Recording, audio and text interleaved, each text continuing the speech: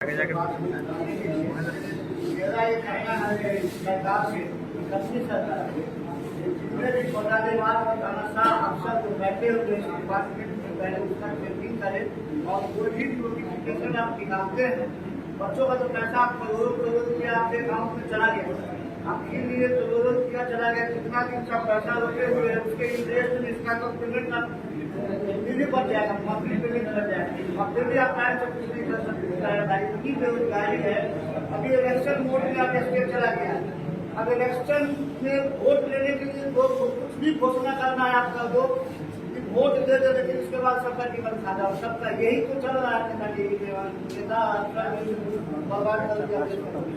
Sir क्या बोले बच्चे बहुत उम्मीद लगाकर आते हैं कि हाँ कुछ शिक्षक ऐसे हैं जो मेरे सपोर्ट में और ये बच्चे जो यहाँ आज उपस्थित हुए हैं कहीं न कहीं हमारे के साथ आए होंगे कि हाँ सर के द्वारा कुछ ऐसा बोला जाएगा जिससे हम लोगों की उम्मीद बढ़ेगी। क्या बोलना चाहेंगे? देखिए सबसे पहले सरकार इन्हीं लोग के माध्यम से चलता है और बढ़ा है, इन्हीं के टैक्सेशन से सब कुछ वो कर रहे हैं और आज इन्हीं का शोषण करने पर खुली हुई सरकार है। ये विद्यार्थी कोई अमीर परिवार से नहीं आते, सब गरीब किसान परिवार से आने वाले लोग हैं और इन्हें अगर सरकार वंचित रखेगी ये तो बहुत बड़ा अन्याय है।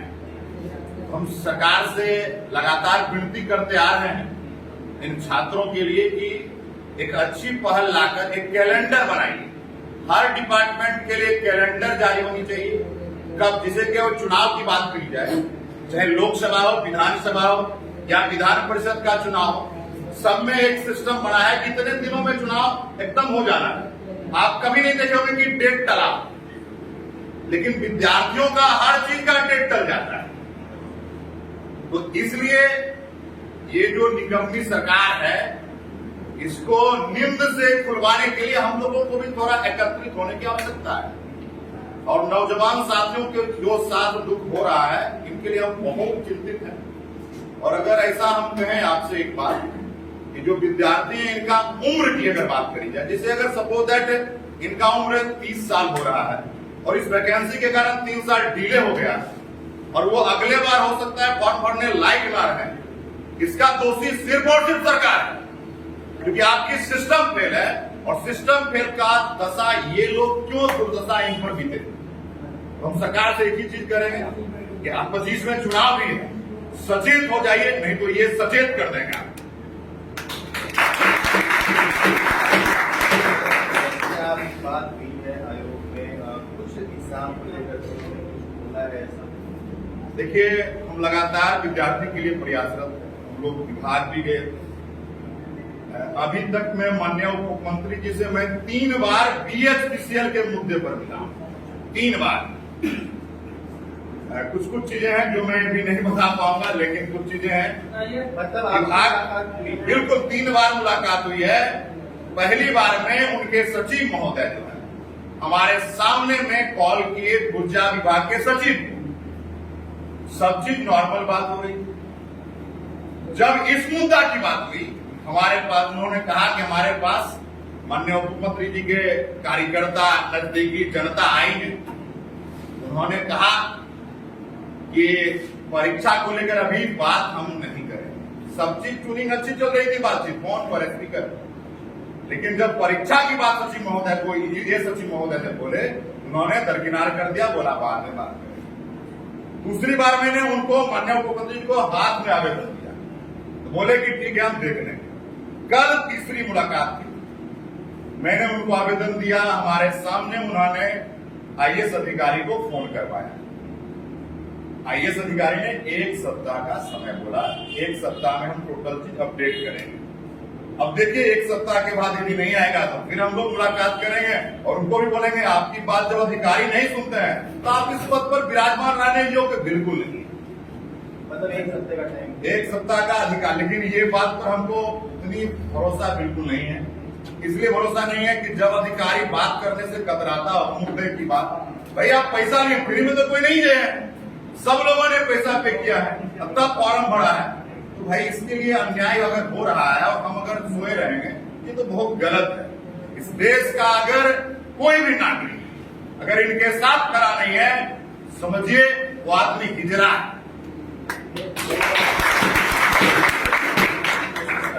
लगातार आप लोगों के लिए लड़ रहे हैं शुरू से।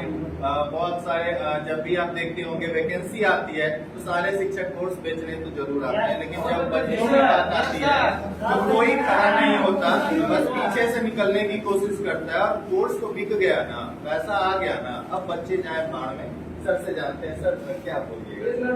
देखिए, देश का दुर्भाग्य है कि इस देश में चुनाव समय तो होता है, चुनाव का शपथ ग्रहण का कैंडिडेट पहले से नहीं जीत रहा है, ये दिन शपथ ग्रहण होगा। लेकिन बच्चे जो हैं 1500 रुपये, मतलब भारत में मान लीजिए कि BSPC भी ऐसा एक डिपार्टमेंट है जो 1500 रुपये एग्जाम की लेता है।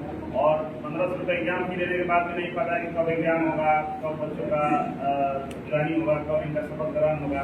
बच्चे काफ़ी परेशान हैं। और इस BSPC में जो फॉर्म भरने वाले बच्चे हैं गांव से हैं, बिहार से ज़्यादातर बच्चे हैं, वो फैमिलीज हैं।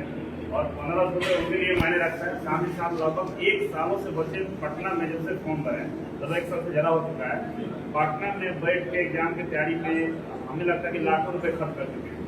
अब बच्चों के लिए उतना पैसा नहीं और आगे रहकर पढ़ाई कर सके। वैसे में सरकार को सोचनी चाहिए कि सरकार की छवि खराब हो रही है।